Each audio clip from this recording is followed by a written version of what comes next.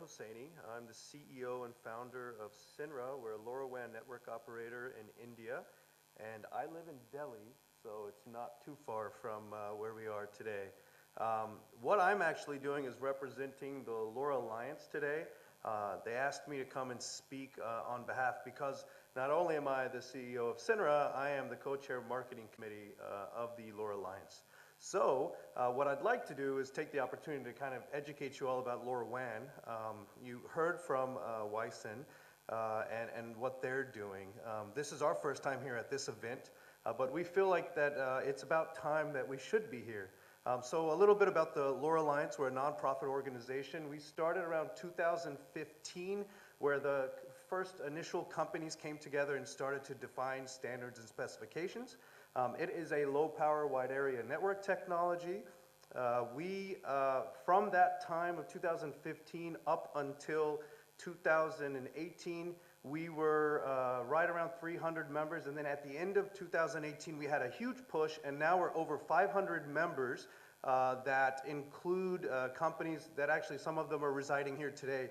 Itron, EDF, you've got Google Cloud just recently joined, Alibaba. So we are growing exponentially, and one of my things that I'd like to see from those in the audience, if you're interested in joining the Alliance, please come and contact me after this, and we can discuss how the memberships process would be. But we'd love to get more and more adopters from the Indian community. Tata Communications is a member, SenRa ourselves are a member, and we have a few others from the institutional side of the game that are actually joining and be contributing as well. So what do we bring? With this ecosystem of over 500 plus companies, we are everything from the chip all the way to the SI and everything in between. So if you're looking for a gateway, or if you're looking for a smart meter, if you're looking for a module to make a smart meter, if you're looking for a network operator, such as SenRa, we can provide that as part of this alliance. And we feel that it is really doing well when we got past the 500 mark. There was actually some articles that came out, and journalists said that we are the de facto alliance, and we are the fastest growing technology alliance in the world today. So that it's something to say when you actually have people writing about us and how we are the de facto standard. To give a little bit of explanation on our growth, we are now over 100 countries of presence of LoRaWAN, including India, which Tata and SenRa are providing public networks in. We have over 100 network operators. What's great about LoRaWAN is you don't have to go get network connectivity from a public operator. You can actually deploy your own networks. You can deploy private networks. You can create a Raspberry Pi and download some open reference designs off of GitHub, and you can become a DIY project in instant measures. Although at scale projects, I would strongly recommend talking to the local operators because they have the proper equipment and OSS to handle the processing of massive scale deployments. So a little bit about why I believe LoRaWAN is doing so well. LPWAN in itself is 55% of the overall IoT market, the estimation by the end of next year. And in 2022, it's expected that smart meters will be 132.7 million units. I actually had a meeting with an organization that's heavily into the electricity sector yesterday, and they were saying that currently there's 1 billion electric meters deployed throughout the world. 30 million of them are actually smart electric meters. So, and it's going to keep growing and growing and growing.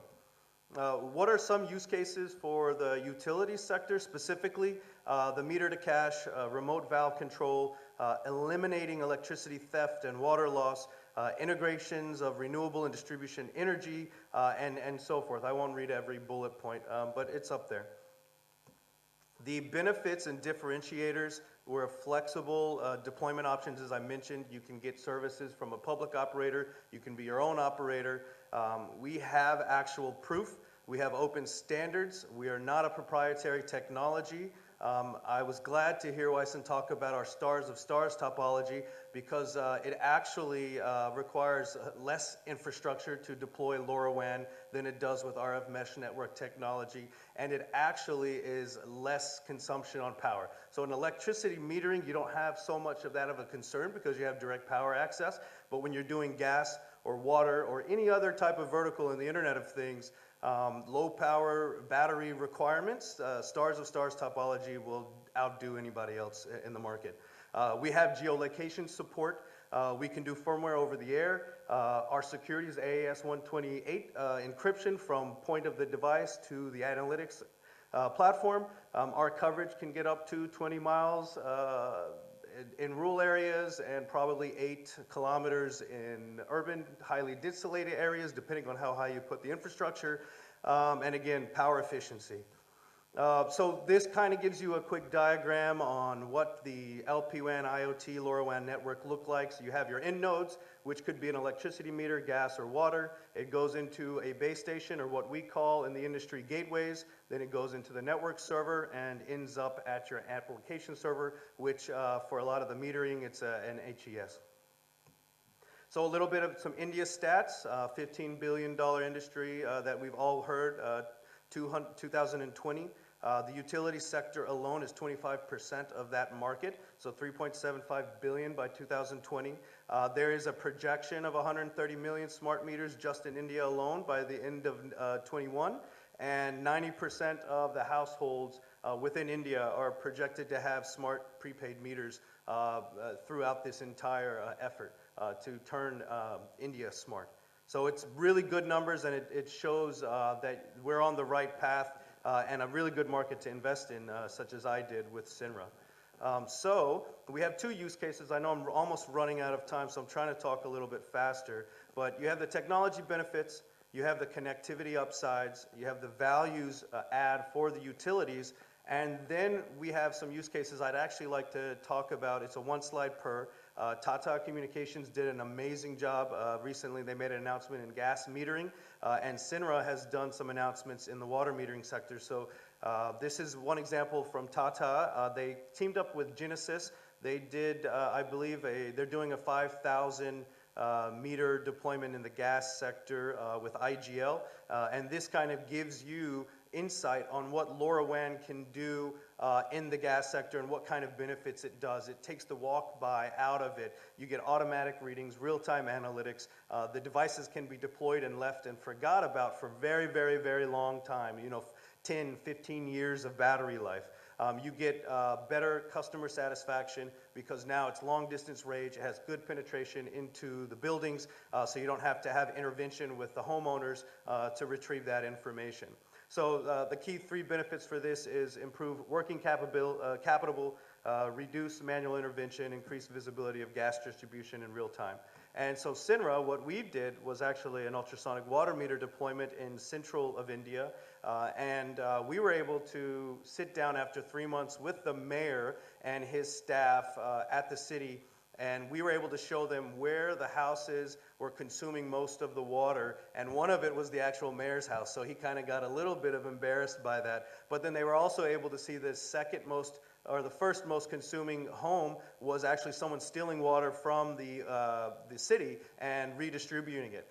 So they also were able to tell during holidays there was more consumption, so they were able to adjust their flow of water appropriately based on the season, the holiday, or the weekend. And all of this came through just a 3-month period, which I think Holly ended up somewhere in between that 3-month period. So these are 2 real use cases. Thousands and thousands of devices are being deployed on LoRaWAN today in India.